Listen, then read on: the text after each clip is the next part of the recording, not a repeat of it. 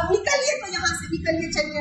क्यों? ऐसा मत करिए, मेरी परमिशन के बिना आप करोगे तो आपके ऊपर मैं केस कर सकती हूँ। बिल्कुल करिए करिए, कोई दिक्कत नहीं है। आपके ऊपर मैं केस करूंगी। मेरी करिए। परमिशन के बिना आप कैसे वीडियो रिकॉर्ड कर रहे हो? मेरी परमिशन के बिना आप कैसे वीडियो रिकॉर्ड कर रहे हो? आप मेरे को धमका रही है।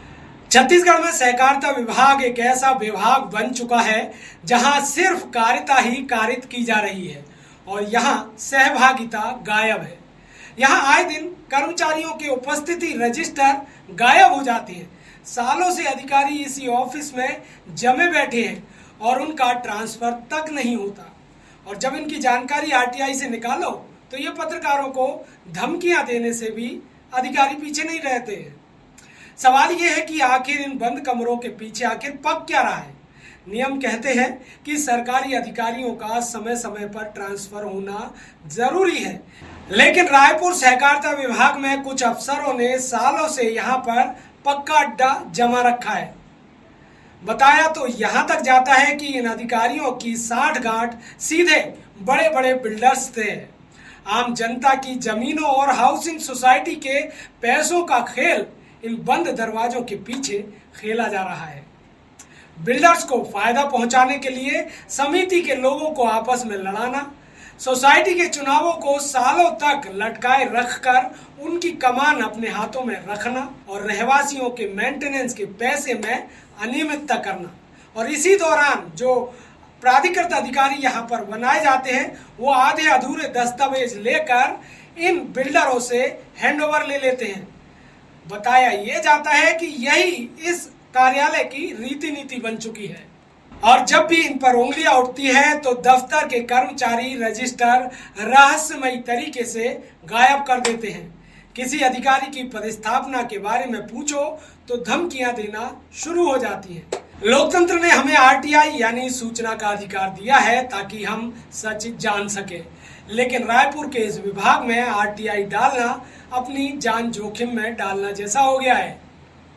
अगर कोई जागरूक नागरिक या पत्रकार यहाँ से जानकारी निकालने की कोशिश भी करता है तो ये अधिकारी नियम बताने की बजाय सीधे धमकियों पर उतर जाते हैं। आपकी स्क्रीन पर जो महिला अधिकारी भड़कती हुई दिख रही हैं वो यहाँ पर पदस्थ निधि पांडे हैं, जो रायपुर के जिला सहकारी विभाग में न जाने कितने सालों से पदस्थ हैं। और मैंने जब इनकी पदस्थापना की आदेश की कॉपी मांग ली तो मुझे केस करने और अंजाम भुगतने की धमकी तक इन्होंने दे दी। मैंने क्या धमकी दी? धमकी क्या दी मैडम? मैंने बहुत बार धमकी दे चुकी हूँ। क्या धमकी दे चुकी? अधिकारियों से न बात करने का तरीका न कुछ है। मैंने आपको कुछ बोला अभी तक? क्या मैं सूचना के अधिकार से जानकारी भी नहीं निकालूंगा? अगर आरटीआई से मैंने जानकारी मांगी है तो उसमें आपको क्या दिक्कत है? मेरे को कोई दिक्कत नहीं, लेकिन तो, मेरे पीछे पूरी तरह दुश्मन बन के पीछे पड़े। मैं क्यों दुश्मनी नहीं करूँ? क्यों मैं क्यों आपसे? किससे किसका शय मिला है? अब निकलिए तो यहाँ से निकलिए, चलिए। क्यों? ऐसा मत करिए, मेरी परमिशन के बिना आप करोगे तो आपके ऊपर मैं केस कर सकती हूँ। बिल्कुल करिए करिए, कोई दिक्कत नहीं। आपके ऊपर मैं केस करूंगी। मेरी परमिशन के बिना आप कैसे वीडियो रिकॉर्ड कर रहे हो? आप क्यों चिल्ला रहे हो? मेरी परमिशन के बिना? ये मैडम ऑफिस है, यहाँ पे आप मेरे को धमका रही हैं। आप मेरे को धमका रही हैं। धमका रही हैं आप, इसलिए मेरे को करना पड़। आप मेरे को धमकी दे रही हैं इसलिए मेरे को करना पड़ रहा है। आप मेरे को धमकी दे रही हैं इसलिए मेरे को रिकॉर्ड करना पड़ रहा है।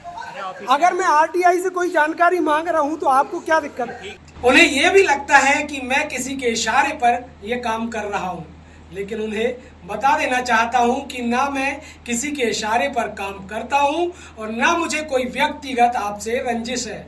मैं बस नियमतः जानकारी चाहता हूं कि आपकी पदस्थापना जिला सहकारिता कार्यालय में कब से है, और बस इतनी सी बात पर इतना नाराज होना ठीक नहीं है।